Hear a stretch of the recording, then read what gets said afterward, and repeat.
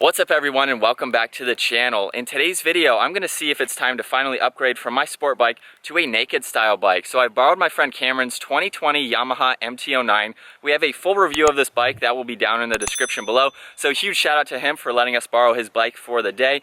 But if you're new to our channel, this is my 2007 Honda CBR600rr and of course the Yamaha MT09. So basically over the last 4 years I've owned this bike. It's been an awesome experience. I love the sportiness to it. It's a very fast bike. I've taken it out to the track, done back mountain road driving with it, and it's been fun over the time that I've had it. But recently I've started to do 200 to 300 mile trips, and having a passenger, it's just not all that comfortable anymore. So I'd like to see, is it time to transition to a bike that hopefully has the same sportiness and performance, but also provides a more comfortable ride at the same time. So just to go over some of the specs, my bike has 118 horsepower and 46 pound-feet of torque. The Yamaha has 115 horsepower and 65 pound-feet of torque. So obviously my bike has more horsepower, that's geared for higher RPMs and higher speed situations like being out on the track. And the Yamaha has more torque, or low-end torque, for city driving and just being more comfortable, and it has a lot more usable power in situations like that. So I daily drive my bike a lot. It's a lot of city driving and slower speed situations where I feel like the Yamaha or the naked style bike is going to be a little bit more comfortable. So I'm not really comparing Honda versus Yamaha, it's sport bike versus the upright style bike. And I also feel like if you're going to a naked style bike, if I'm gonna get rid of my CBR600, I have to go with a 900cc or larger, just with the displacement between both of the bikes and the gearing and everything. If I went with a 600cc naked style bike, I don't think I'm gonna have the same fun factor as I would on my 600cc sport bike. So that's why I'm excited to test out the MT09. So let's go ahead and get both of these bikes out on the road and see how they perform. So starting off on my CBR, I'm gonna start off with the handlebar position. It's gonna be a lot lower than the upright style bike, and the pitch to this bike kind of angles down a good bit.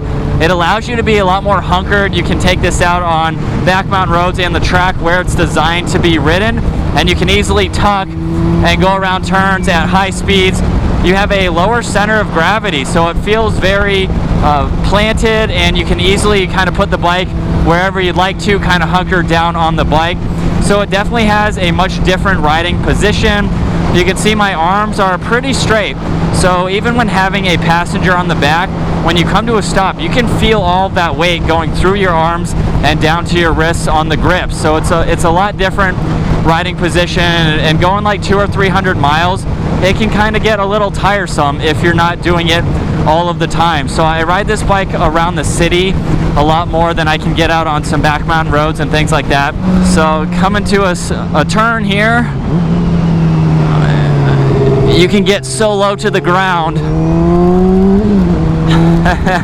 Now it's not going to have as much torque getting out of that turn as the upright style bike. As I mentioned, it has a lot more torque.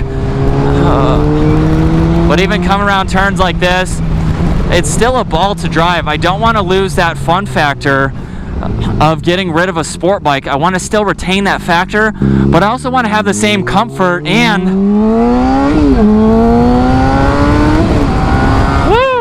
I want to have the same power and the same fun factor getting up to the speed just like that. Oh man, because it's such a fun bike to ride. Like I said, it can be a little bit uncomfortable on the longer trips. Now the seat height on both of these bikes are actually the same.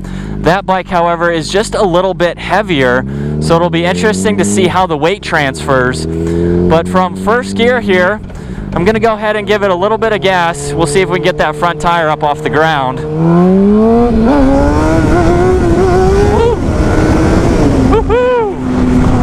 So on the 600cc sport bike, if you guys have one, you'll know that in order to get the front tire off the ground, you either have to pop the clutch or you can power wheelie like I just did.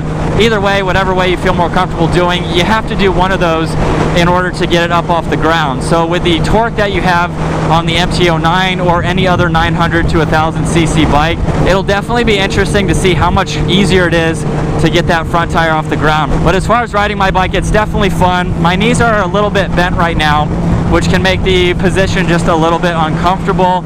And then even having a passenger on the back, since I have the two-seat or the split seat design, that seat is much higher than the one-piece design on the MT09, so that's going to be a huge factor in how the seating positions are and how comfortable you'll be with two people as well. So last turn for my bike.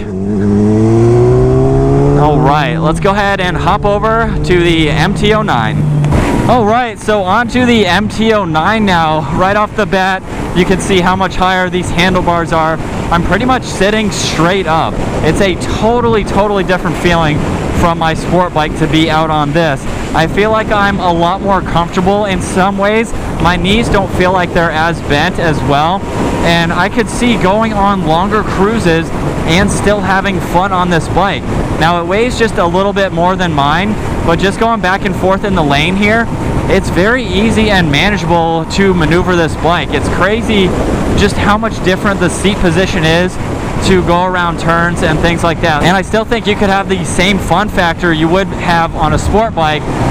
Woo! Wow, that was about 4th or 5th gear. And the torque in this bike, you just have so much usable torque down low, even just going cruising like that. Wow, so we're gonna come up to the same turn here that we were on my bike. It's a lot different for sure. So I just have to get used to that. And then with the torque, wow. Coming around this turn, even going a good bit here. I don't think you're sacrificing hardly anything to get a upright style naked bike versus the sport bike. This is a lot of fun. So we're gonna go ahead and do the same test that I did on my bike to see about getting the front wheel off the ground. So I'm gonna try first gear first, and then we'll try second gear. So this is just giving it a lot of power. Woo! Wow.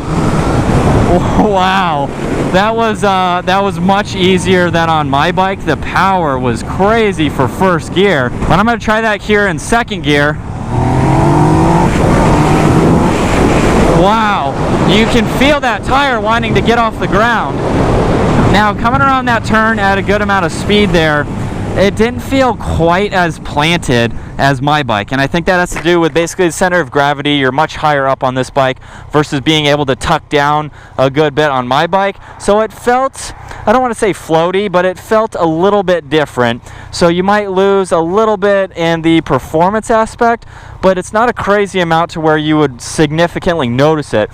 You could easily go out on roads even with a passenger on this bike, and I feel like you'd still be able to take turns very well and just have a good amount of time on it. Alright, so one last acceleration. Woo!